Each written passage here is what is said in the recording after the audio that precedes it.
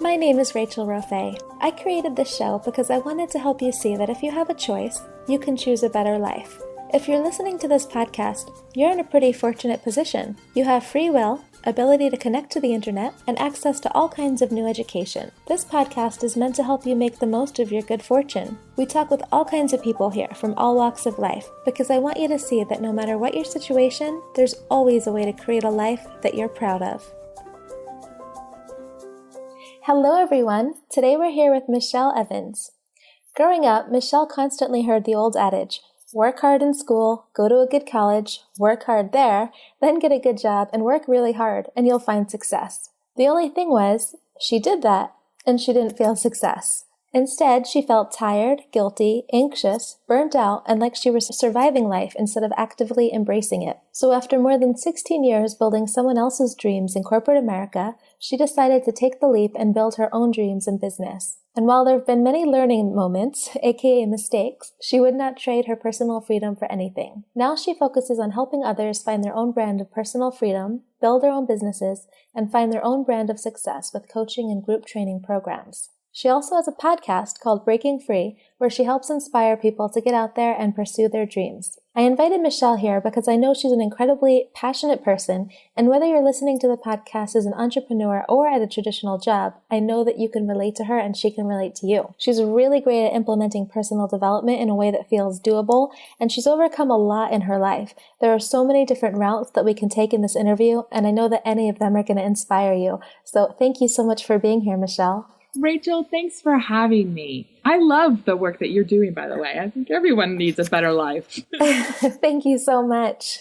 So, as you know, the intention behind A Better Life is to show people that if they have a choice, they can choose a better life. So in that spirit, can you take a minute or two to share with us some of the things that you're most proud of in your life? Before I do that, I just want to say there were times in my life where I didn't really feel like I had a choice. And I know that it was more blocks that I put up for me. So I'm going to talk about some of that now because I felt like I had one route that I had to go and I didn't really have a choice to go another route. And it took me a while to realize that I did have a choice to have a better life. One of the things that I'm most proud of is that I've walked away from a quote unquote successful job a few times in my career, because it just didn't feel right.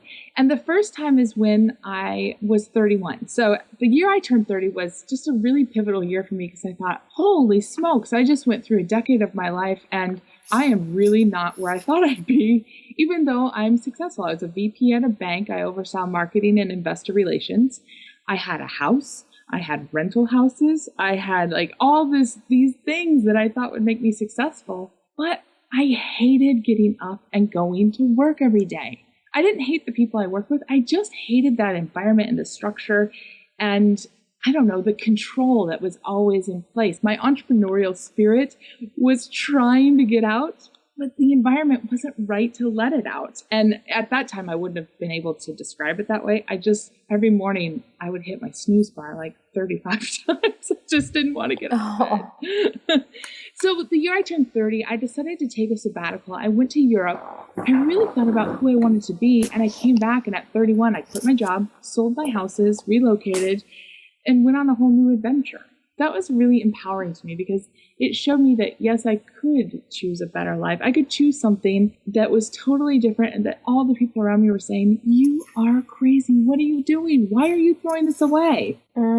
Yeah, that's amazing. That must have been so hard to do when you have all these different things, the rental houses, the great job, and all the people thinking that you're living this amazing life. Yeah, but inside I was like, oh my gosh. The year I turned 30, actually, I looked around and I thought, I cannot do this for 40 more years.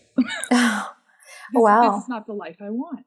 How did you know that? Like, how did you know you didn't like it? That's a really good question. All of my peers at the bank were at least 2 decades, if not 3 decades older than me. So these are the people that I'm working with. So I could see where my life would be going if I was going to stay there. Because you are who you surround yourself with, right? And I looked at their lives and I thought, that's really not what I envisioned for myself. And I think it was also just that every morning I would have to force myself out of bed. I'd have to force myself to put on my happy face to go into work, even though everyone around me was saying, wow, you've been so successful so fast. You just must have it all figured out. And inside I was thinking, I have no idea why I'm here or what I'm doing. Oh. So that was quite a transition to where you are now, where you're you really have so much control over your life. I know you're loving your life. And I'd just love to hear some of the brags that you have now, because I know you're in such an awesome place. So after that, I left and I went to a .com, and that .com unfortunately imploded with the housing stuff a few years back. But at the .com, I was able to really spark that entrepreneurial spirit because I was free to do so much stuff there, and we had money to spend as well. So I was like, oh my gosh, this is so much fun. But I still didn't like having a boss. So then I went to Microsoft, and at Microsoft, I was really blessed because I was in the High Potential program, and I was given a coach for the first time, an executive coach. And the executive coach really helped me awaken to myself and become really intentional about what I wanted in my life. Without that transition, even though it was at a job, I was so lucky to have the manager that I had and to have that coach, because I wouldn't be where I am today without having somebody ask me these really hard questions. And so even though, I had a lot of professional, quote unquote, successes, leading global programs, doing all these things, that's not where I actually found success. So when you talk about brags, the brags that I want to talk about are not so much, all the promotions and the bonuses and the accolades that I got in my job, but it was realizing that when I became a mom, that stuff wasn't as important to me. And I felt at first like I didn't have a choice, like I had to balance my really demanding work with being a mom. But when I had my second child, I said, you know what? Actually, I don't have to do this. I can choose to have my own business. I can choose to go my own way. I don't need to worry about somebody else saying, hey, you're great, you're good enough, we're going to give you this salary or this promotion or this title or whatever. I could say, I'm done with all that. I'm going to go create my own business. And that's what I did.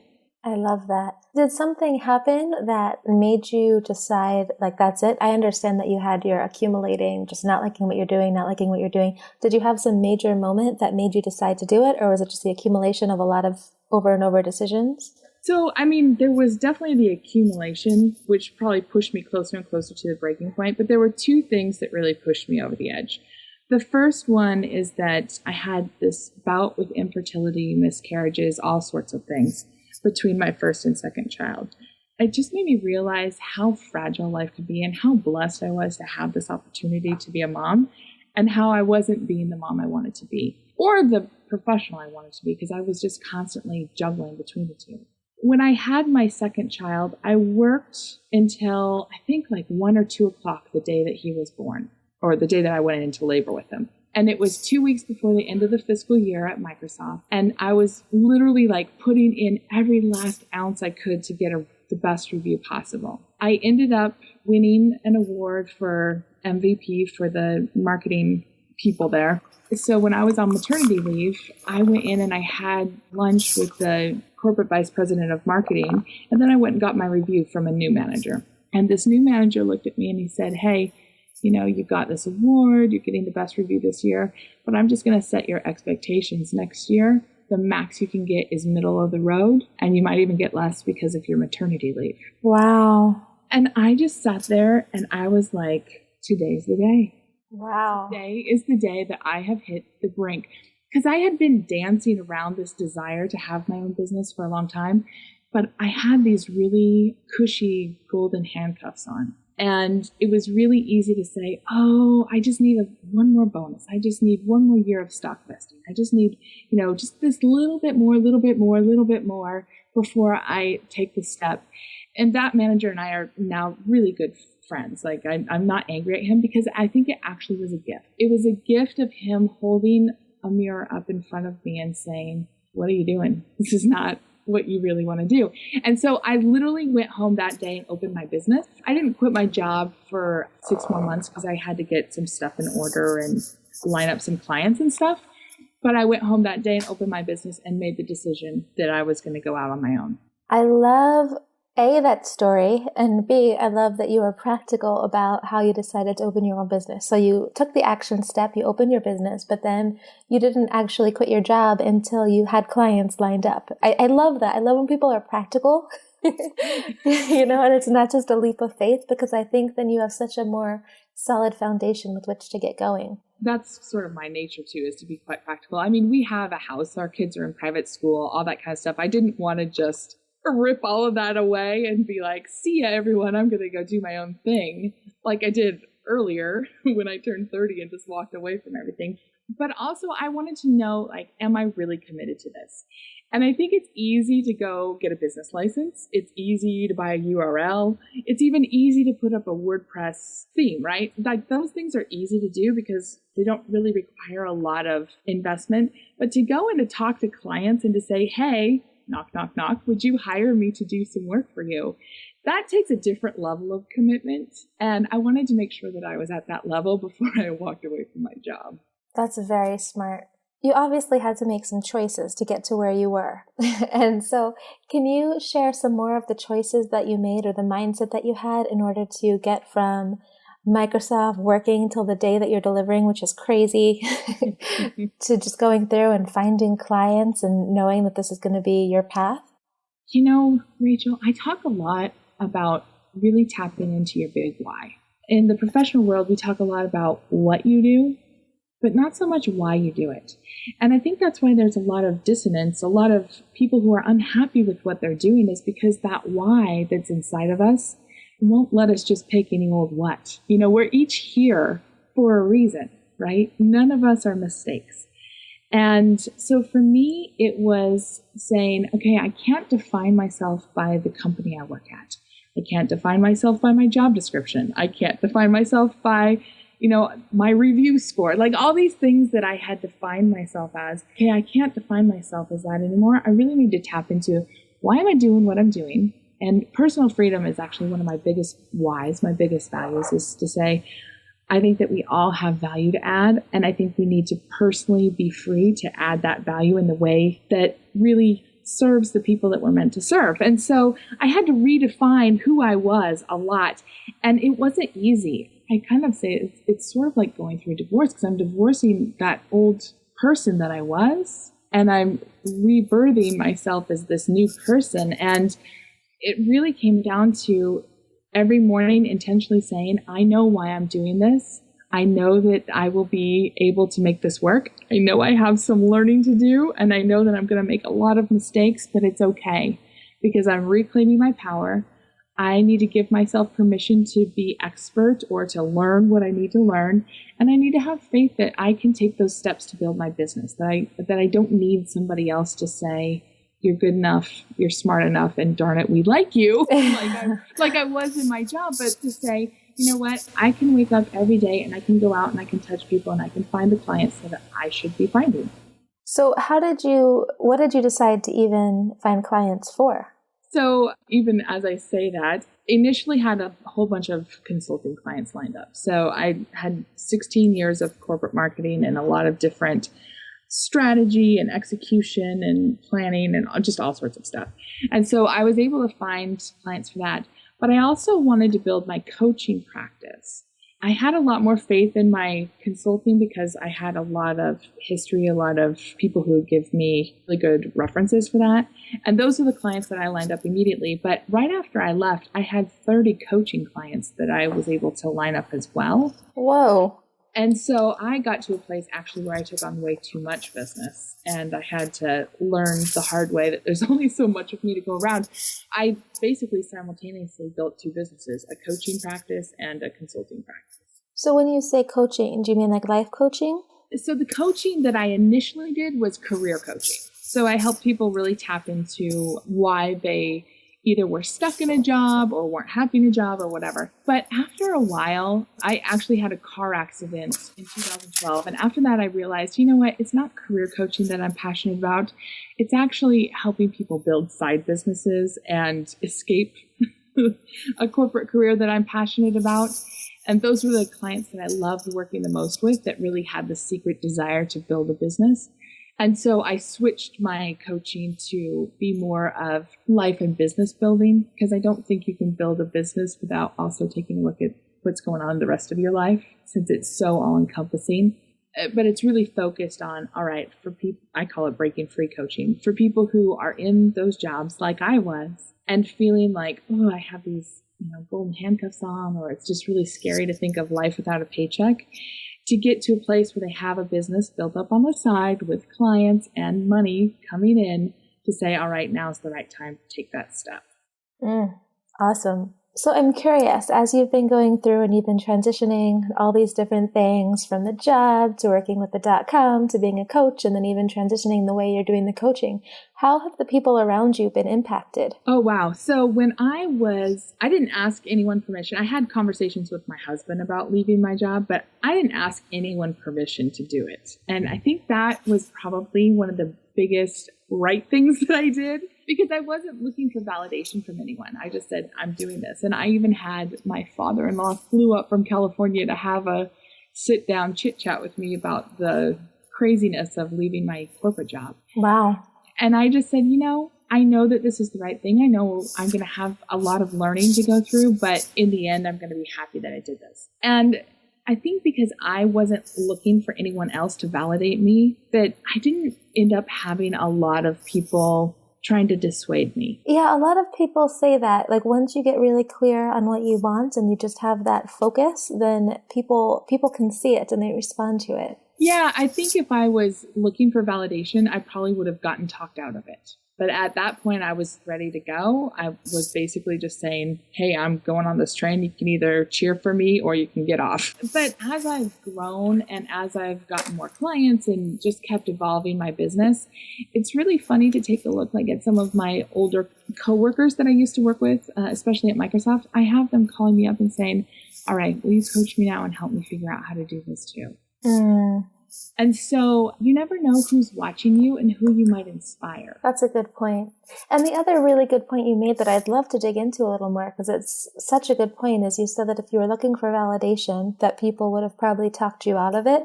And I'm just curious, like, to dig a little bit more behind it, because that's a big jump that you are making with kids, and to just be so set on your path and to not need validation. Like, I'm just curious more about how you got to that place where you could be so firm in that, First of all, I know that it had to do with the work that I did with my coach, where I was really clear on my values, on my strengths, and on my personal why. I knew why I was so unhappy in what I was doing and why I was having such an emotional reaction when my boss was like, hey, next time you're not going to get this great of a review because you're on maternity leave. I don't really like bosses. I don't really like authority. I don't like people telling me no. So I knew that entrepreneurship was the right journey for me.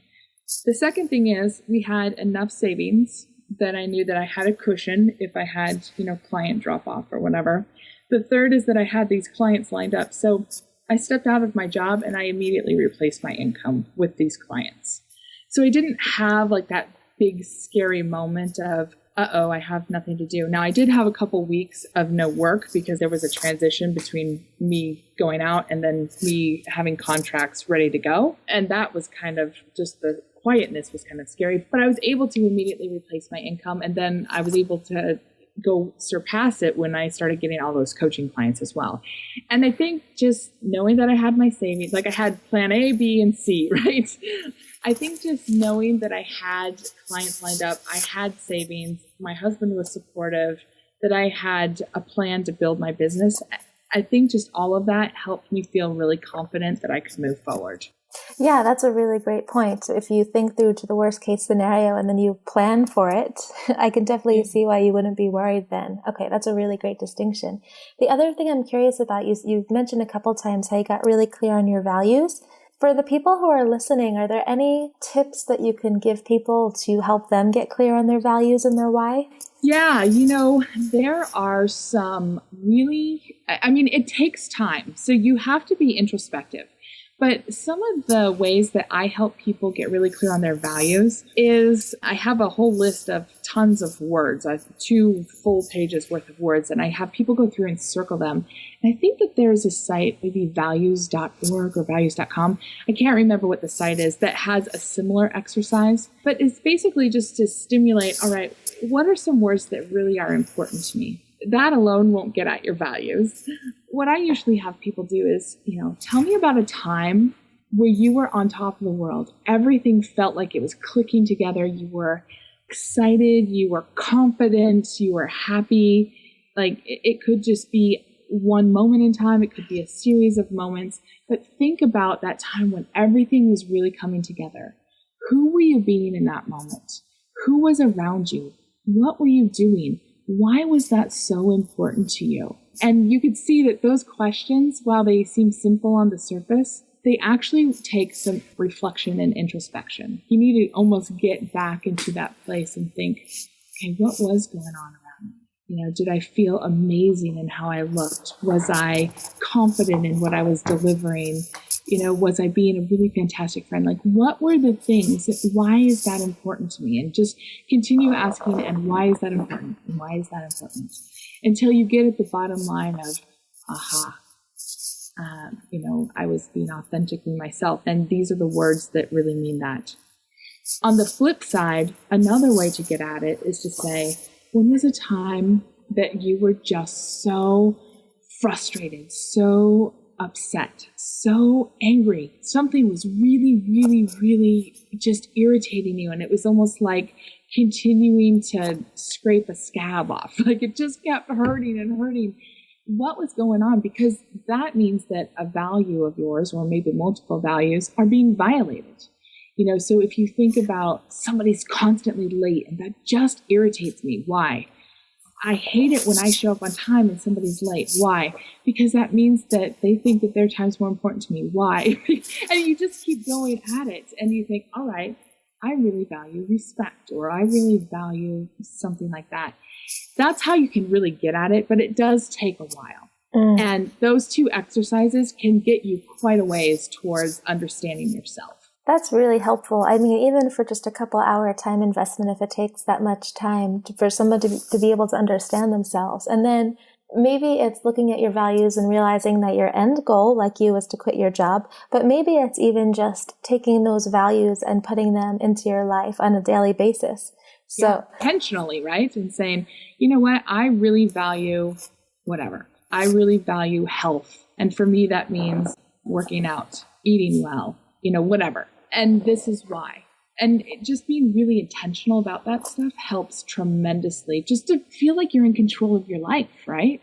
Absolutely. Yeah. And even for things that are hard to respect, might be hard to do yourself. I mean, there's definitely ways you can, but even if it's just something like finding a mastermind partner or somebody where you can tell what you got done at the end of each day and have them see you and say, great job, and cultivate that respect. I mean, there's so many different ways where you can implement those feelings, and then what you focus on expands. So then boom, boom, boom, put even more of it into the world. So that's great. That was such a good sidestep. Thank you for saying that. Yeah. Awesome. So I know you mentioned health, and I know that's something you've been concentrating on lately. And I know you've just been doing so many things to just continue up-leveling your life. I'm curious, what's a specific action step that you take on a regular basis to make your life better? So for me, I shared this with you before our interview, but for a long time, I really neglected my health in favor of my professional work and in favor of taking care of kids and a house and a husband and all this stuff.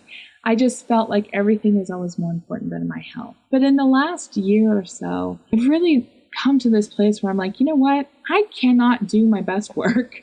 I cannot be the best mom, wife, friend, sister, whatever, if I'm not taking care of myself. And it's actually selfish if I put all these other things ahead of taking care of me, which is a huge mental shift for me. Because I always felt like, oh my gosh, if I go do all this stuff for myself, that's really selfish. I'm taking away from either my income or my kids or my husband. And so some really specific things that I do is that I get up at 5:15 a.m. 3 days a week and go do yoga. And the other 2 days a week, I get up and I will do either walking here at home because my husband's out working out, or I will do some meditation or something else so that I'm being really mindful in how I start my day. I mean, it doesn't sound like a huge thing, especially if people are really into working out. But for me, making myself a priority first thing in the morning sets the tone for the whole day. And it's like I've chosen myself and said, you know what? I am important enough to really kick off my day well. I need to be really intentional about how I live this day because it's a gift. Just rolling out of bed and jumping right into things doesn't get me off on the right foot. And so just taking that time in the morning before the kids get up, before the craziness starts happening, to honor myself, have some quiet, reflective time, maybe work out a bit, really, really has been a game changer in terms of my business, my happiness, and my personal health. That makes so much sense. And it's great that you do it when you first wake up, because I know you have such a full life that will be very easy later on in the day to get distracted and not be able to get the working out done. So it's awesome that you do it first thing in the morning. And I noticed too, I've been doing a morning routine here, and it's just waking up early and even just half an hour of exercise and then just making a smoothie is crazy how much better my day is, like night and day. It's really strange, and it sounds so simple. I don't know about you, but for me, I just feel like the day isn't running me, that I'm running my day. A question that I ask people often, because I know you have so many amazing things going on, I also want our listeners to know that you're a real human with everyday struggles, and we're always evolving. So what's something for you right now that you're currently working through in your life right now, and how are you getting through it?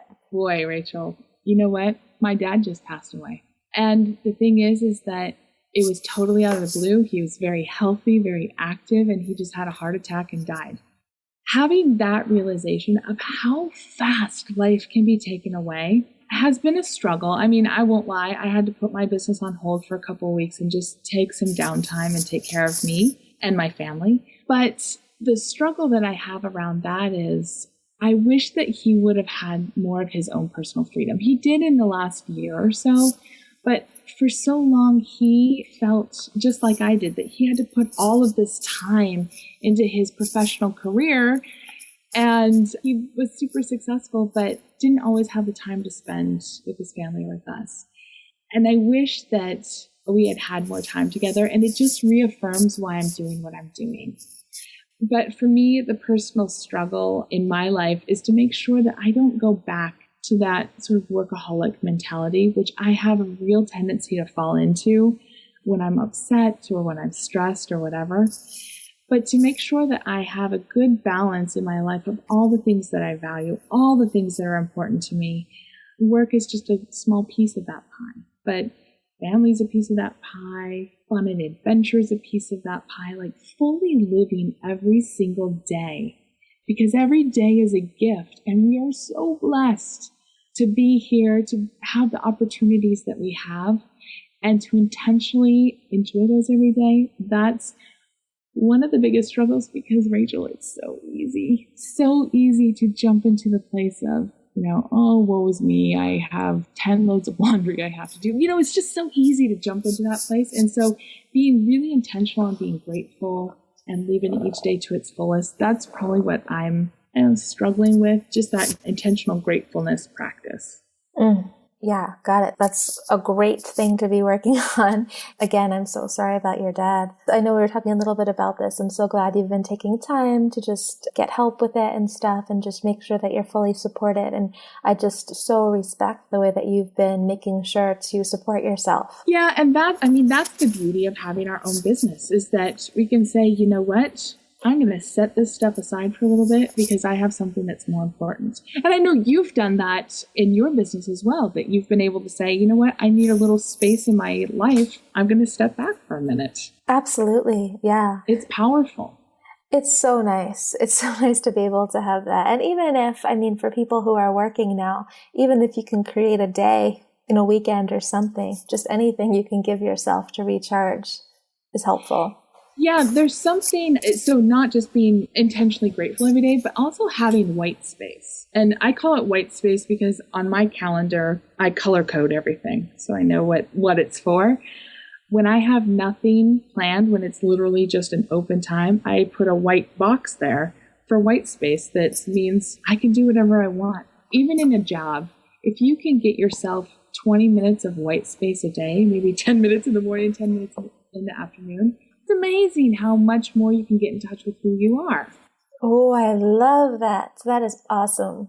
That's such a good, helpful, tangible tool. I know even just like 5 minutes of just like if I just stop and I just breathe and get back into my body, just how recentering and just energizing and like, I want to say like soul aligning it is. Yeah, I mean, when I was in the last, 6 months of being an employee, I would block 10 or 15 minutes in the morning and 10 or 15 minutes in the afternoon because my calendar typically was wall-to-wall meetings. And I would step away from all of my devices and I would just go for a walk either around the building or around the campus and breathe. Just like you said, just breathe and just check in. Like, what am I feeling right now? What's going on? It's amazing how much more in control you can feel when you literally just give yourself a few minutes to do that. So true. So a lot of people right now might be listening and they might feel inspired by you, but still scared to make changes in their own life. So what advice would you give them? Yeah, there's a couple things. So the first thing is you might have a big dream and you might think, oh my gosh, I need to quit my job and start a business and stuff. And I would say, don't make all the changes at once. Whenever I've been really sorry that I made a lot of changes is when I've made way too many all at the same time. And so I always say, pick a small one. Like if the desire is to open your business, just get your business license. Nobody else has to know, right? Just take one small step and then maybe get your URL and then maybe get your website up. And then maybe start having some conversations with people that could potentially be clients. Just go down that road step by step and just keep taking one more step towards the change that you want to see in your life. Or if it's weight loss, tomorrow, just wake up 15 minutes earlier and walk up and down your stairs or, do some jumping jacks or something. Like you don't have to bite off a 5-day-a-week workout plan in order to get healthy tomorrow. You can take small steps towards it. And so I would say, be really conscious about why you want to make that change and then take small steps towards it. And before you know it, 90 days in, you're so much further than you probably would have been if you tried to do it all at once. Totally. And the other thing that's so good about taking small steps is just that our brains normally can't handle like a ton of change at once. So we might be okay with it for a few days, but we have our subconscious that's used to a certain amount of health or used to a certain amount of anything. And so when we take on more than we can handle, it's a disconnect. And that's why we snap out of it. And it's like with all the lottery winners, how they win all this money and then they lose it all. They lose it all. Exactly. They're not used to it. So starting with just walking up the stairs, like you said, and then maybe it's up and down the stairs twice the next day or something, your brain could actually hold on to it and you can actually then start adding up your more and more progress. So that's great. I think that people are going to really benefit from this. I love how you're so practical. It's something I really value too. And I'd love if you could just let people know where they can find more about you. I have a podcast, which you mentioned already, called Breaking Free, which is on iTunes as well. And then I'm just at michellelevans.com, where I have my blog and just all that kind of stuff. And I'd love, if anybody wants to reach out, I'd love to just hear, what their story is. I'm always interested in where people are in their journey. Sounds fabulous. So that will be in the show notes too. And thank you again. This has been phenomenal. Thank you so much for listening to A Better Life. You can find all show notes for this episode at rachelroffe.com. If you enjoyed this episode, subscribe so you can automatically get access to all new shows. Let's also connect. Just go onto Twitter, Facebook, or Instagram /RachelRoffe and we can talk there. The opinions of all guests here are their own, and I'm not necessarily endorsing any of them. I do want to give you perspective though. And always remember, if you have a choice, choose a